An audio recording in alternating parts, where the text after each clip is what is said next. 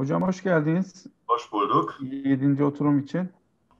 Katılımcılarımız da sanırım burada. Vakit kaybetmeden başlayabiliriz hocam. Tamam. Süreniz 1 saat hocam. Okay. Teşekkür ederiz. Tamam, ben teşekkür ederim. So, ladies and gentlemen, good afternoon. Now I switch to English.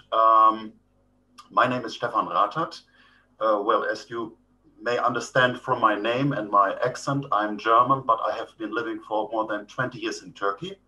I worked as a teacher for English and German as foreign languages, and now I'm an assistant professor at the ERT department at Kahramanmaraş University. So in my training session, I will talk about a sometimes debated and often ignored topic. It is the question if we should use the learner's first language in foreign language teaching. It's about the role of L1, if there is any, in the L2 classroom. I hope that some of you are English teachers or language teachers, because I would like to encourage you to participate actively by telling me your attitude towards L1 and L2 teaching. Then we will have a short word on the terminology L1. I will talk about monolingual and bilingual approaches, about a principled approach for L1 use and L2 teaching, and I will show you bilingual techniques, how you can implement the learner's first language in the classroom. So let me start with asking you, but I don't know how many people will be able to speak. So what do you believe, think and feel about using the learner's first language in foreign language teaching?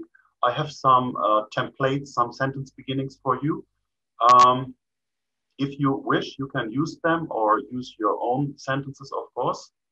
So if there's anybody who wants to share her experiences about using L1. Hello. Yes, please. I am Yunus Emre. Actually, I want to complete the sentence, the first one. When my learners use L1 in class, they really feel like that they're confident in speaking. And for me as a teacher, I use Turkish because I teach in a Turkish context when I want to garner the students' attention. Thank you. It's a kind of classroom management tool. Yes, actually, when I see that they are sort of demotivated, I just want to attract their attention by using Turkish because, you know, sometimes we make some jokes, not only in English, but also Turkish in any language to attract the students' interest. So I find it sometimes useful. Mm-hmm. I don't know if there's anybody else. Maybe I can share something. When I ask teachers, they often say, I don't like it when my learners use their first language in the classroom, but I do it, especially for grammar things. We will talk about these things and some of the points that Yunus Emre just said. But first, let me have a word on the terminology, L1 and first language. This is something that is often used. And another term is mother tongue, a very beautiful term. Now, I would like to tell you about one of my students. She is enrolled in the ELT program. At the moment, she's in the prep program. She's Turkish. Her mother and father are Turkish, but she was born in Germany and she grew up and she finished school there. And 2 years ago, the family moved to Turkey. And she started to study economics at Kahramanmaraş University, and the medium of instruction is Turkish.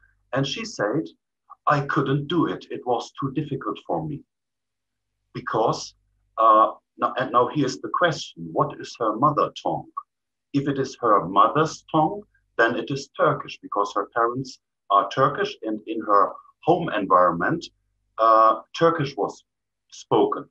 However, outside, and especially at school, her language was German. And in academic contexts, probably her own language. And this is a term suggested, for example, by Guy Cook. In other contexts, her own language may change. So what I want to show you is that when we talk about first language, mother tongue, L1, this might not be as straightforward as one may assume.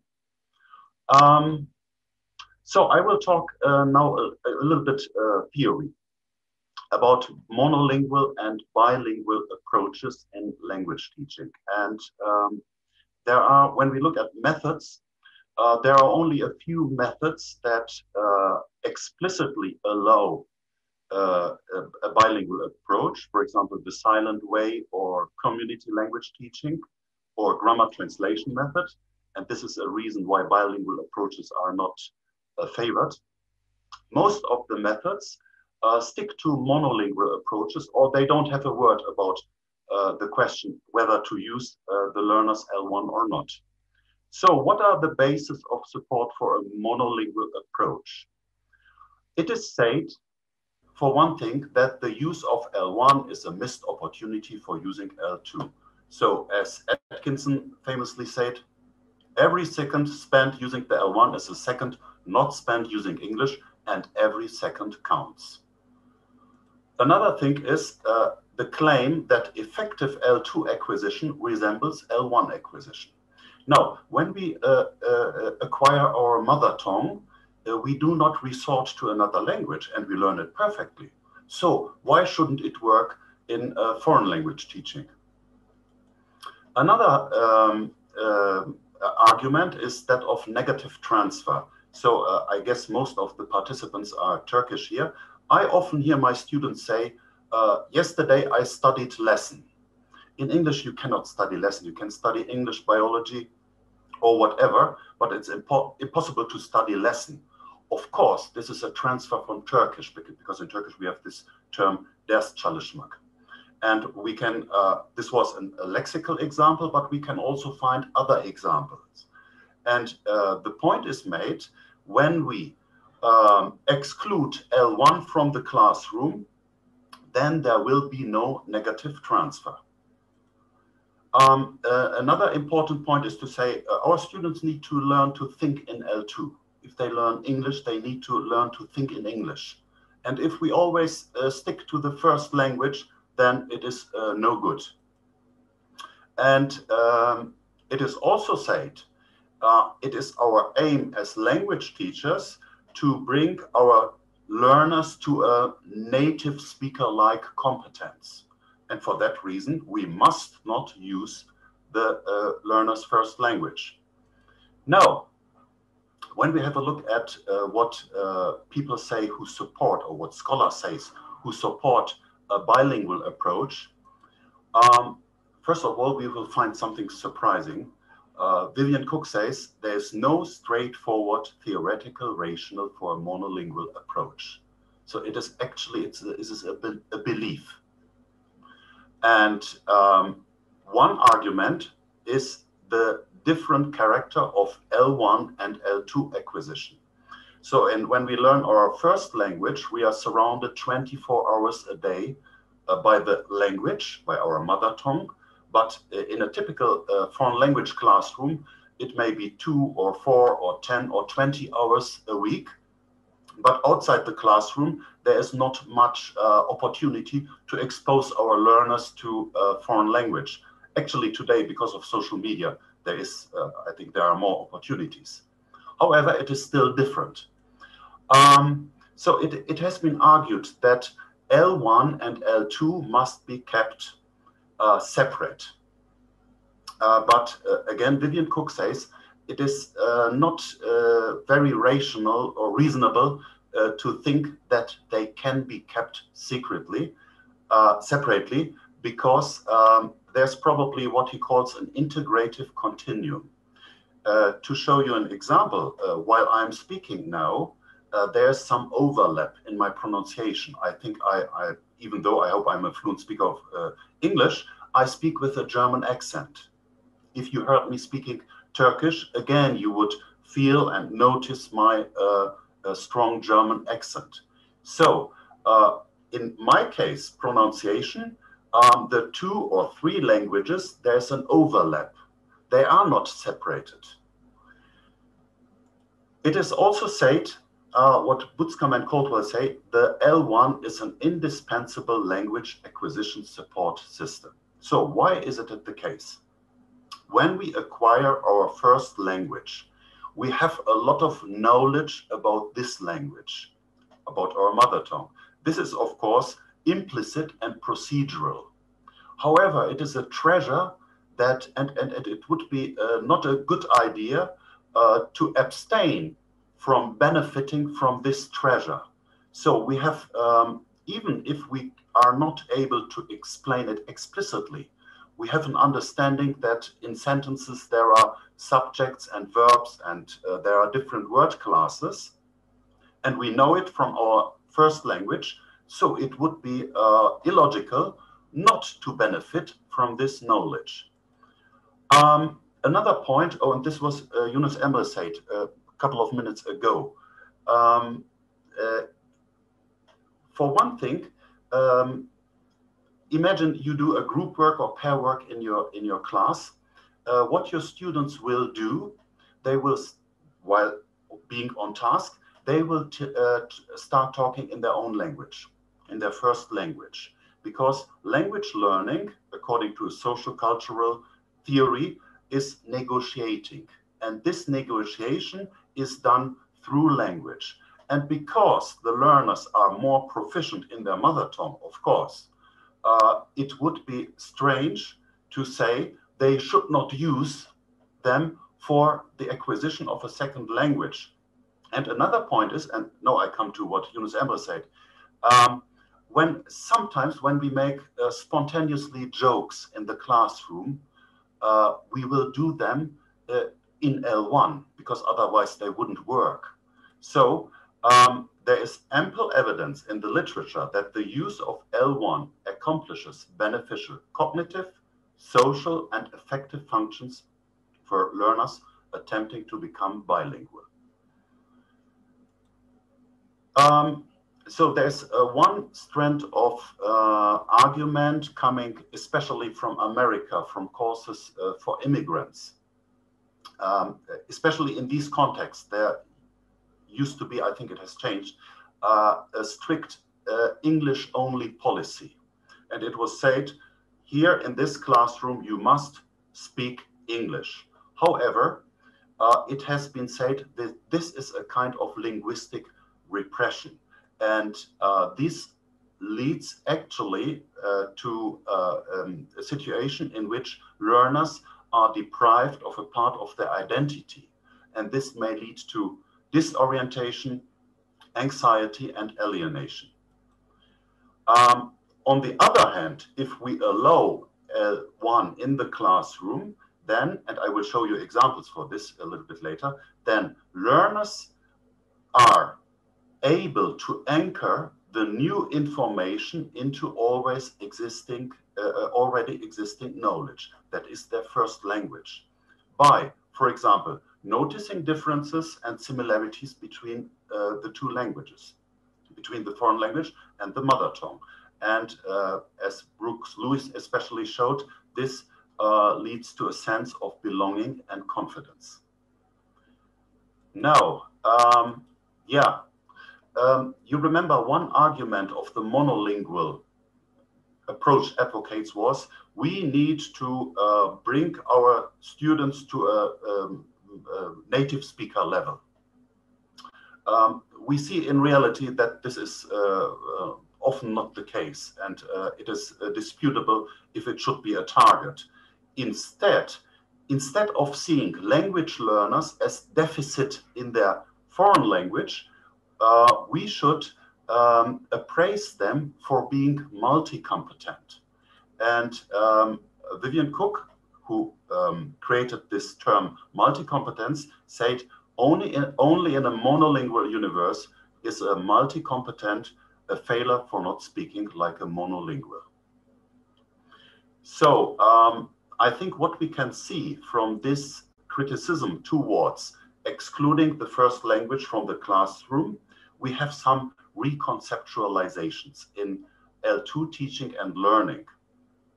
And these reconceptualizations are refer to the learners, because the learner is not again somebody who may be good in his or her first language but deficit in the second language. No, learners are emergent bilinguals who enrich their linguistic system through adding an L2 to their already existing L1.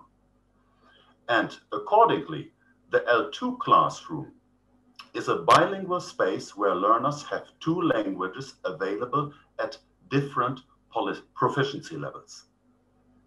And also the concept of language is rather different within this bilingual approach because it can be understood, but not everybody would agree with this, as an integrated cross-lingual, dynamic and multimodal semiotic system owned by an individual speaker. To make it clear and allow me to give myself as an example, in my mind, there's a language system. It is cross-lingual because there are three languages, German, Turkish, and English, plus traces from some other languages, which I learned some time ago. And it is cross-lingual. That means that, for example, I don't notice it, but other people tell me, my German has been affected by my Turkish, because I sometimes use awkward formulations in Turkish. That's simply because I've been living for such a long time in Turkey. So starting from this, I come now to a principled approach for L1 use and L2 teaching. And I refer here to an article by Littlewood and Yu. And so what we have to do here, or this framework, starts from accepting that there are two goals in the foreign language classroom. One of them is the core goal, so teaching the L2. The other one is what they call framework goals. This is managing classroom situations. So classroom management is, of course, not only in foreign language teaching, but we have it in formal instruction. Now, how can we use the learner's first or own language? We can do it strategically, that is planned deliberately to serve a pedagogical purpose, or we can use it as compensatory use, that is as an ad hoc tool to respond to a perceived problem. Starting from the last one, I think as language teacher, we all have experienced something like this. There's a word, for example, in a reading text, and this word is very abstract, and it would be incredibly difficult to explain this word in a monolingual explanation, maybe because the proficiency level of the students is too low. So what can we do? We can give the equivalent in L1. We can use this compensatory use as an aid to classroom management. Think of a class at beginner level, so very low proficiency, and you have to tell something about organizing tasks, assignments, or what, and you simply couldn't do it in L2, so you stick to L1. We have this was what Yunus Amber said, affective and interpersonal support. So sometimes making jokes or something else. And this is what I sometimes do in my classes. In the last 5 minutes, when I want to have a feedback on my lesson, and if I want to see how my students evaluate my classroom management, I say, okay, now let's speak Turkish. How did you find today's lesson? What should we change? What should I modify? What is good? What is bad? It is because the students, apart from the proficiency level in L2, they may speak more freely in expressing their evaluations, for example, about my teaching. And then we have planned learning activities or bilingual techniques. So, and now in the rest of this session, I'm going to talk about these bilingual techniques. Bilingual techniques are sophisticated and powerful bilingual techniques necessary to harness the linguistic resources of the learners for effective foreign language teaching. So these are activities, and I will show you some, in which the L1 is employed, deliberately employed to teach a second language. And it is not the aim to replace monolingual instruction. So nobody would do it all the time, but it is an attempt to enrich the array of classroom techniques. And this maybe, I hope it's interesting for you. There are bilingual techniques that you can do in a multilingual class or in a class with students whose first language you don't know as a speaker, as a teacher. So let me start. Yes, this is a very, very basic technique. It's the so-called sandwich technique. I created a situation. Let's imagine this elementary or beginner course, and a student comes late to class, and then the teacher says, "Why are you late? Neden geç kaldın? Why are you late?" Whenever I show this to teachers, they tell me, "Oh, I do it." So this is something I think most teachers, I don't know, but some teachers are not aware of. So what is the advantage of this sandwich technique? This is only an example. You can do it in many different situations. The teacher tries to create a foreign language atmosphere, for example, by asking the late coming student, not in L1, but by asking in L2, but still he wants to be sure that he understands. So he uses this L2, L1, L2 pattern. And Butzkam, who is the father of this sandwich technique, says, paradoxically, a targeted yet discrete use of L1 makes it easier to achieve a foreign language atmosphere in the classroom. So, as I said, this is only an example. If you give a talk in your class, and in your talk you use a word that you assume the students don't know, you can do the same. I mean, within the English text, you say the L1 phrase or the L1 word. Now, we come to mirroring. And mirroring, I guess most of the English or language teachers are familiar with this. It is what it means. It is showing the structure of a sentence in a mirror. So here we have a sentence. A nurse is a person who works in a hospital. As you can see, it is a relative clause who works in a hospital, and a nurse is a person is the main clause. So you see they're marked through different colors. I would like to show you the Turkish translation. And if you don't know Turkish, no problem, because you can see that the word order or the clause order is different. What is more, in Turkish, there is no relative pronoun who. The who is somehow hidden in the participle çalışan. Now, I can do the same with the Turkish sentence. I can mirror it in English. We would have something like this. A nurse, hospital, in working, a person is. And sorry, now I mirror the English sentence in Turkish. You can see, bir hemşire, bir kişidir. Ki o, this is something like a tool to imitate the relative pronoun, çalışıyor hastanede. So, I put asterisks because these sentences are, of course, neither good English nor good Turkish. They are literal translations.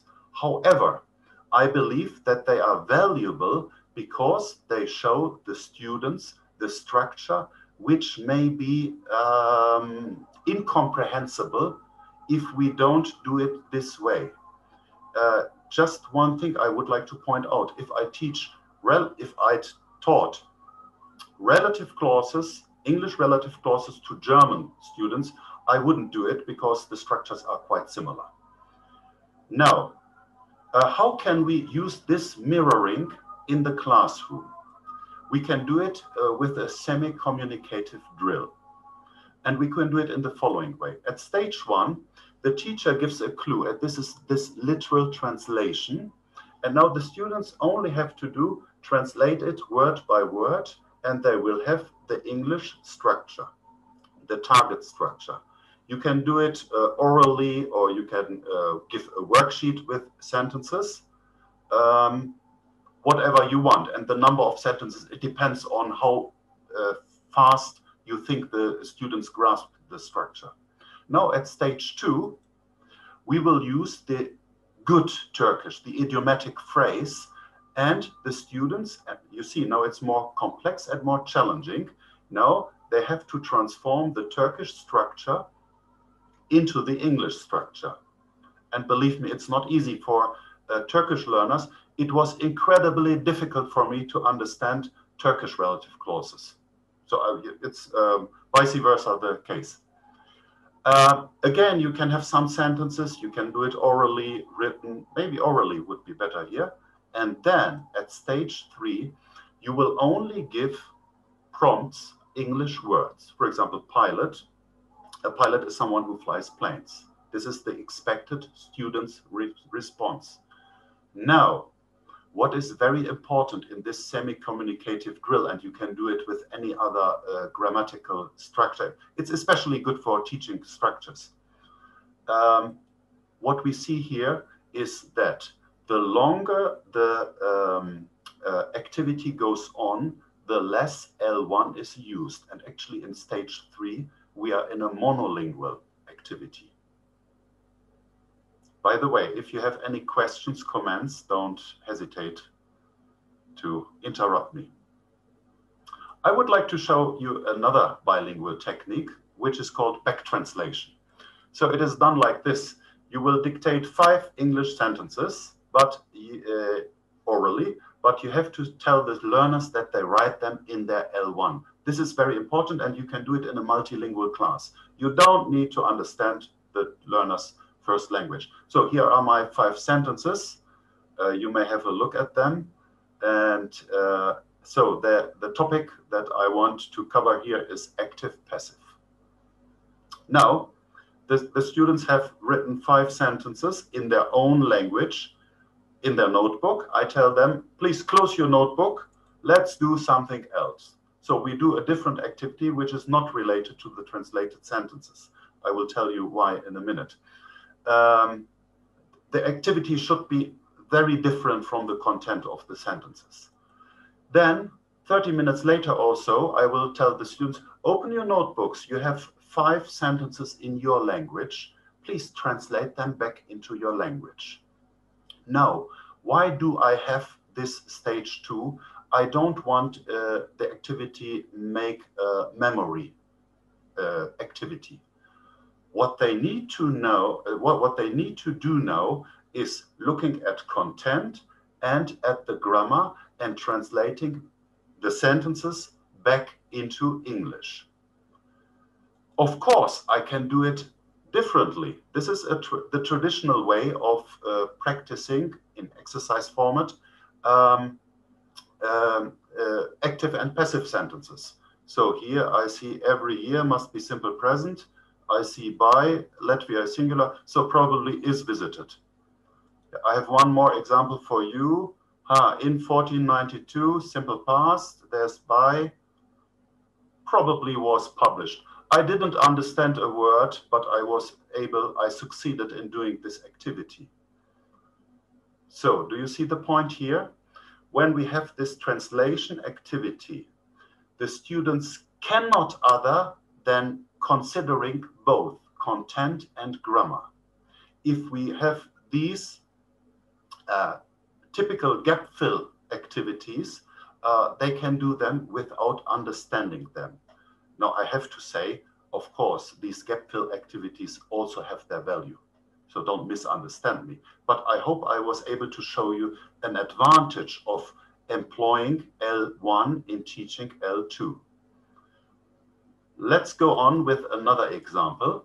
This is called grammar translation dictation. It is similar. You have to dictate 5 English sentence halves. And again, the students will write the sentence halves in L1. Here I have some examples. Please have a look. So obviously I'm practicing if clause. Now the learners complete the sentence halves in L1. They have 5 Turkish or whatever sentence halves. They complete them in Turkish or in their first language. Now, probably, at least this is one rational, probably the advantage is that they will produce sentences that are either richer in content or are more related to themselves because they write their own sentences. And in the third step, they need to translate them back into L2. Again, we have a focus on the grammar of if clauses and on the content because they have to translate them. Meaning is important. Again, I can show you the alternative. Of course, and we can do it. We all here in this conference, we also can do question number 2, even if we don't understand a word. So let me continue with another bilingual technique, which is called word trails. You will have noticed that most of these activities, these bilingual techniques that I'm talking about here, can be implemented into a course book, into courses that are based on course books. And here's an example. We have a reading text in a course book, but before the students open their books, the teachers, and then you need at least working knowledge of the L1. The teacher writes L1 equivalents of L2 phrases occurring in the text on the board. So, for example, with my Turkish students, I then have 5 Turkish phrases that are in the text on the board in the same order as in the text, and I will show you why in a moment. Then I tell the students, now open your course book, go to page 80, there's a reading text. Without a dictionary, find the English phrases of the Turkish equivalents in the book and circle them or underline them. So one rationale here is, especially when we have difficult texts, there might be a cognitive overload. By employing L1 here, we may reduce the cognitive overload. Now, the students are working, and then I tell them, we check, and I write the English phrases next to the L1 equivalents on the board. And then what we can do the other reading tasks in the course book, which will help them to get more familiar with the text. And then I will tell them to close the books. I wipe out the L1 phrases, and there are only the English phrases, and I may tell them, please tell me the content of the text and use the phrases, English phrases that are on the board. Again, as you can see, I started from L1, but at the end of the lesson, there's only monolingual practice in L2. There's no L1 anymore, but it leads into monolingual practice. Okay, coming to translation. Translation has a bad image in foreign language teaching, and this has a reason. The reason is grammar translation method, which was very popular at the end of the 19th century, and actually its popularity is still there. The problem in grammar translation method is that the L2 is crowded out of the classroom. There's too much focus on L1, and a special problem is the overuse of translation. However, translation is a real-world task because we do it at conferences with tourists in many situations in the real world. So I would like to show you some examples how we can benefit from translation in communicative language teaching. This is very important. So in that way, it is different from the old grammar translation method. Again, we can do it with the course book text. Learners read or listen to a text in the course book and answer related comprehension questions. Then, individually, in pairs or groups, and I would say in pairs or groups, it might be preferable, they write a summary in L1. And you may tell them to close the book while doing this. And then, let's assume we have done it in groups. The groups exchange their summaries and translate them back into English. And that later they check the summary with the source text. So in terms of is the language correct and is the content correct? I mean, does the summary in terms of content matches what was in the original text? So what we see here, one word I have to say about translation. Translation is actually a very, very good activity because you do so many things at the same time. You have to pay attention to meaning, to structure. If you do it in group, they're speaking and listening because students exchange their findings. It is writing, maybe reading. Yeah, I mean, actually in the translating the summary, it's also reading. So it is a very complex task. And that's my experience. Students usually like it. Here we have another example of a translation, this time more for productive skills. And I said, translation is a real world task. And here I use a typical situation of a translation task that you can find in Antalya or Bodrum or any other touristic places. So what you have to do, you have to make groups of 3 people, student A, B, and C. And student A is a tourist, a foreigner. He only speaks L2. Student B can speak L2 and L1, and student C is a resident who only speaks L1. Now, what I do and what I recommend you is to prepare a worksheet with crystal clear instructions and maybe material that the students will use in their speech. Because one common problem that you may also face is students say, teacher, I don't know what to say. But if you give them material, you can overcome this problem. So now student A wants to get information about the city he's currently visiting and asks student B in L2. Student B doesn't know the answer, but he translates the question into L1 and asks student C. Student C answers in L1, and student B translates into L2. And now what you can do is you can practice reported speech in this activity. She said that there was no shopping center in the city center or something like this. Make sure that you swap roles so that student A will be the tourist, the interpreter, and the resident.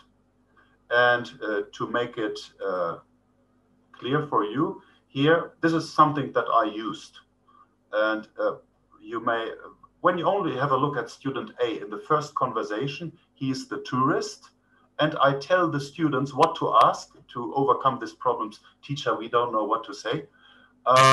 Student B, in that case, only speaks Turkish.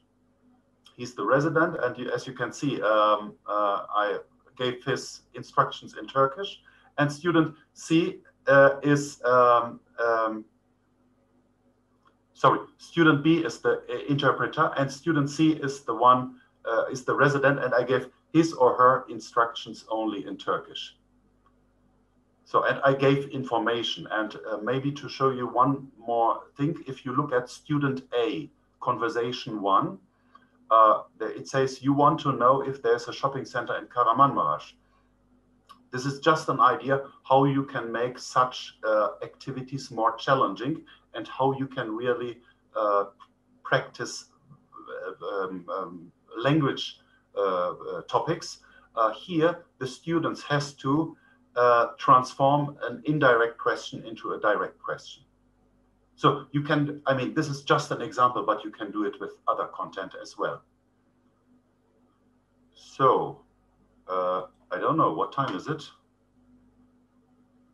Oh, we have 20 minutes time. You can ask me a lot of questions now, or I hope we can discuss.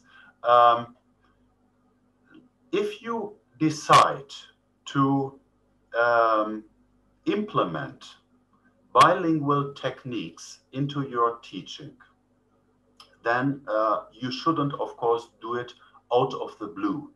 You should have your reasons and your rationals. And I have, I mean, based on the literature, on what scholars say, I have established some criteria for the selection and implementation of bilingual techniques. So if you decide to do one of the activities or other activities, bilingual activities, you can check if it is useful, if the activity matches one or more of the following criteria. One of this is it makes use of analogies or associations between L1 and L2. I didn't have an example in my in this training session, but I had the example of relative clauses in Turkish and English, which are very different. But of course, you can also do it to show students actually in language 1 and language 2, it's the same. And students often say, ah, I wasn't aware of that. A bilingual technique may increase clarity about form and function of structures in case of linguistic dissimilarity between L1 and L2. That was the relative clause example. It may help generate richer content in L2 production. One activity that is often suggested in books about bilingual approaches, what you can do, you can, for example, brainstorm in L1. So you will get more content naturally, and actually this is a good opportunity to introduce vocabulary. Just one example from my own experience. Once I had a text about acupuncture, and I wrote the word acupuncture on the blackboard, and then I wanted the students to tell me what they knew about this. And one student wanted to say needle, but he didn't know the word in English. So he said the Turkish word, and it was a good way to introduce the word needle to the students. I mean, if I were in an English-only context, I wouldn't have an opportunity to introduce the word or have the word introduced by a student. So actually, using bilingual techniques are, I guess, much more learner-centered, or maybe much more learner-centered than sticking to monolingual practice only. Bilingual techniques may prevent cognitive overload in L2 reception. Think of the activity word trails with the reading text. It may resemble real-world tasks, especially translation. Yes, this is, I think, very important. It should reduce the amount of L1 used the longer the activity lasts. So it will lead into monolingual practice, and actually it might be time-saving so that we later have more time to do monolingual practice. And when we do this, and this is what I experienced in my own classes, but also this is something that studies on bilingual language teaching tell us, it will generate a sense of competence and control in learners. Coming back especially to these grammar gap fill multiple choice exercises. You can often do them based on some clues, but actually you have no idea what the meaning of the sentences is. And this is very irritating for students because they do something, but they don't know what. And in that sense, they don't feel competence on control. But if you employ the L1, you may overcome these dangers. So I'm at the end of my presentation with a multilingual thank you. I would like, before I stop or before you ask, I hope, questions, I have here a list with references. And when you look at this page, there's the book by Butzcombe and Caldwell, which is a standard work, one of the standard work about bilingual teaching.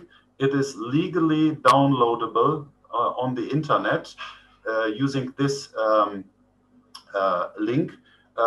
If you, though it might be too difficult for you to find it, what you can do, you can send me an email and I will share my PowerPoint with you. And then you have not only the link, but you also have an overview of other references. Very important and a very good resource for teachers is the book by Della and Rinro-Lacry, 2002, at the bottom of this page. Yes, okay, at the moment, thank you for listening, and I'm happy to answer your questions.